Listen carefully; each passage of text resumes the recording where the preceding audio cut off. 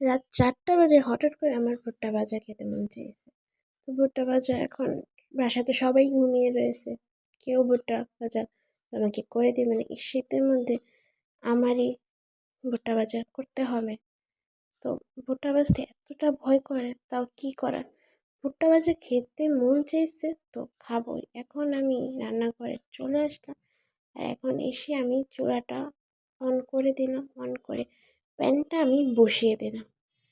কিন্তু ভুট্টা ভাজতে গাইস আমার অনেক বেশি ভয় করে। যখন ওই যে ভুট্টাটা ফুটে না, তখন অনেক ভয় করে। আম্মু ভেজে দেয়, বাট কী করার? এখন তো নিজেরই ভেজে খেতে হবে। আমার অনেকটাই ভয় নিয়ে আমি আস্তে আস্তে একটু একটু করে নাড়া দিচ্ছি। আর ভয় করছে যে ফুটে না আমার হাতে চলে আসে, কারণ একবার ভুট্টা ভাজতে গিয়েছিলাম, হাতের মধ্যে তেলের ছিটা আসছিল।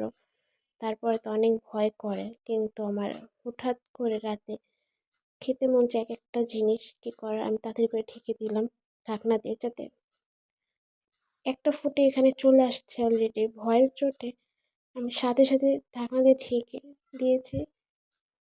তারপরে ঢাকনা একটু করে ফাঁক করে দেখি না, হয়ে গেছে।